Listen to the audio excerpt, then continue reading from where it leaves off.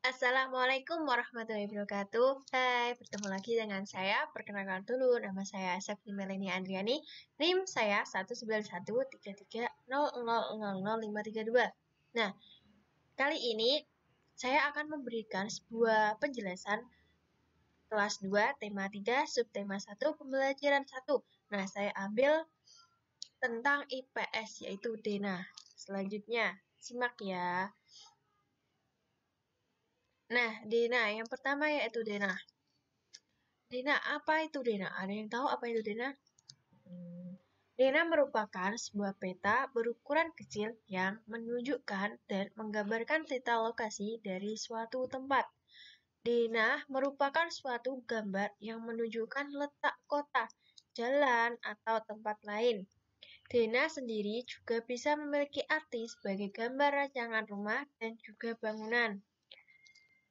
Nah, di dalam kehidupan sehari-hari, Dena juga memiliki fungsi untuk menggambarkan keadaan mengenai suatu tempat. Kita dengan membaca dan melihat Dena bisa dengan mudah mengetahui letak gedung sekolah dengan Dena ini. Biasanya, Dena ini merupakan bagian tampak atas dari sebuah bangunan atau dari suatu tempat atau lokasi. Untuk mencapai ke suatu tujuan atau lokasi tertentu, tidak hanya menggunakan informasi seperti tulisan saja. Kalian bisa menggunakan Dena.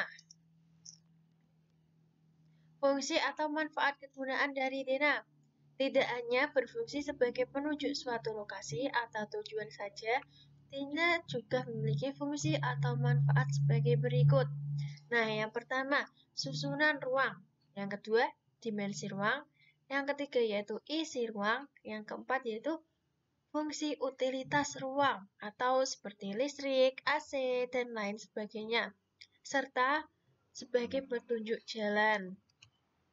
Nah, cara membaca Dena yang perlu kita perhatikan sebelumnya adalah jika akan membaca suatu Dena, maka perhatikan juga mata angin sebagai salah satu patokan utama agar kita tidak salah membaca Dena dengan baik dan benar.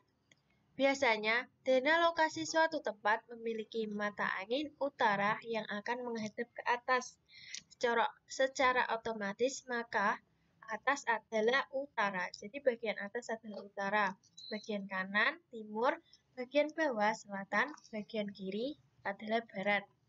Mata angin di dalam Dena sangat bervariasi. Hanya ada arah utara saja. Ada utara dan selatan. Dan juga mata angin yang lengkap sehingga tidak membuat bingung orang-orang yang akan membacanya. Nah, ini merupakan contoh dari buku kalian masing-masing yang ada di halaman 100. Nah, di situ ada letak rumah atau Dena lokasi rumah Siti. Nah, bisa kalian lihat di buku kalian. Nah, biasanya untuk lebih lengkap dan mudah dipahami, Dena akan diberikan nama-nama jalan dan juga tempat-tempat yang familiar, mudah dikenal, sehingga tidak akan salah jalan nantinya. Tidak tersesat atau tidak tersasar, intinya seperti itu. Yang penting dengan Dena, lokasi suatu tempat harus jelas dan benar. Nah, dari awal hingga akhir, itu merupakan pengertian serta cara-cara membacanya hingga fungsinya Dena. Nah, Dena sendiri kan bisa membuat kita lebih mudah dalam mencari lokasi yang kita tuju, terutama seperti itu.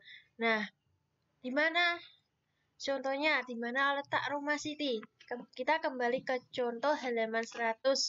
Coba kalian buka halaman 100 ya, anak-anak. Nah, di situ ada letak rumah Siti. Nah, rumah Siti terletak di samping rumah Adi dan rumah Ayu. Yang ditanyakan di dalam pertanyaan tersebut yaitu di mana letak rumah Siti? Letak rumah Siti berada di Jalan Ki Hajar Dewantara. Di kanan rumah Siti ada rumah Adi. Di kiri rumah Siti ada rumah Ayu. Dan di depan rumah Siti ada musola. Jadi dapat mempermudah dalam mencari lokasi atau tempat rumah Siti. Seperti itu. Nah, selesai. Cukup sekian dari pembelajaran kali ini. Semoga bermanfaat bagi kita semua. Wassalamualaikum warahmatullahi wabarakatuh.